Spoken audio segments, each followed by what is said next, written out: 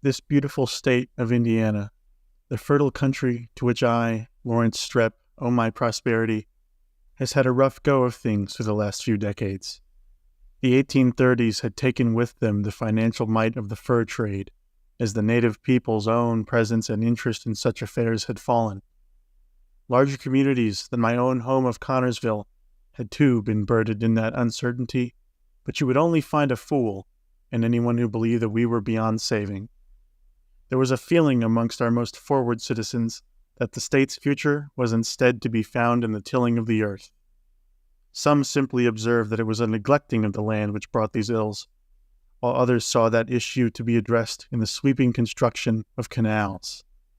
When the bulk of the Whitewater Canal was charted through the southeastern portion of the state, our very own piece of the thing didn't show in Connersville till 1845. Folks around here could hardly call themselves sullen over the time it took, though, as the following good fortune of myself and my fellow growers was certainly no coincidence. That good fortune has presently carried us into the year of 1852, and some say that the state offers no finer place for farming than here in the heart of the Whitewater Valley.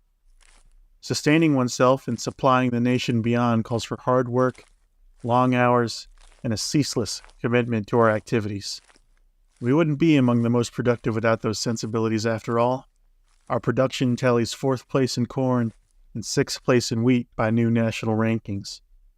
Despite the labors that the land asks of us, the lot of our community is a pleased and pleasant people. Every man amongst us expects great things of ourselves, and some of our number have so far realized that intention. The canal has played no small part in the arousal of those sentiments, opening opportunities of trade and transportation down the Ohio River and beyond. Connersville totals some 1,400 souls to its population. Fayette County itself is well over 10,000 now, too. Myself, my wife, and our 4 youngins make our living from some 65 acres that we had bought up from the government.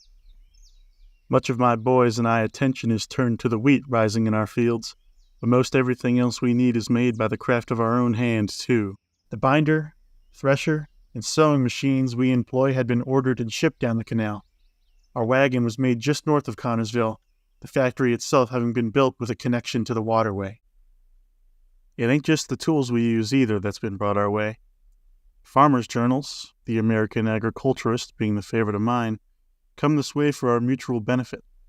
It's claimed the advice and experiments published therein do feed our intellect, and by those better ways of working do feed our people.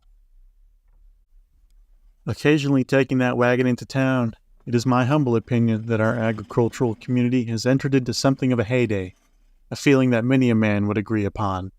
The canal is a tempestuous thing within our town, sometimes being in a flooded state of repair for months at a time, but it sure does work when it works. In particular, there's been a great stirring in the pork packing trade brought about by our new canal. Swine herders would have had to drive their hogs all the way to market themselves, and now they get to slaughter them in town and send them right down by canal boat. Those same pork merchants go back and forth in debate, struggling to decide whether a dollar is better served selling hogs fresh or salting their goods beforehand. One would be sure to lose a fair few pounds worth of meat carrying the pork, but then how else will it last making way to our new markets? Cincinnati, beyond the border, is the center of all such business, and that's where our folk will find the best profit.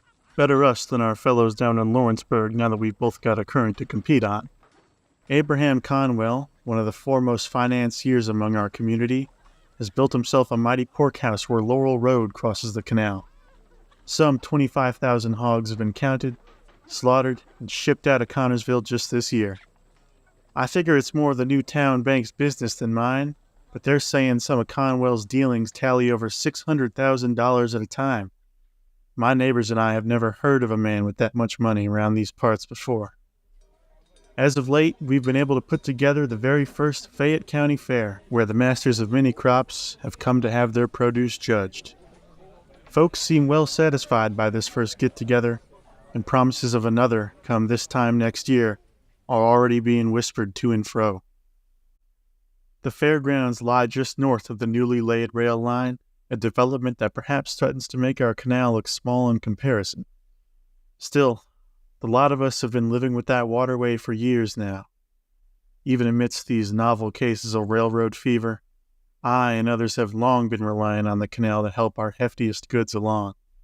Besides, it's the simple existence of the canal that keeps the railway rates to a reasonable price.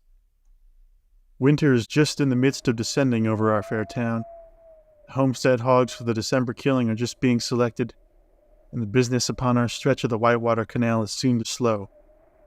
I have heard tell of some ruined bridges and washed-out dams that are sure to put our channel out of work anyhow. Connersville's hard-working farmers and friends of the canal hope for its speedy repair, but only the coming year shall determine if our fortune is still to be. The good Lord knows there will only be so many dollars we could toss to the water before it all dries up for good.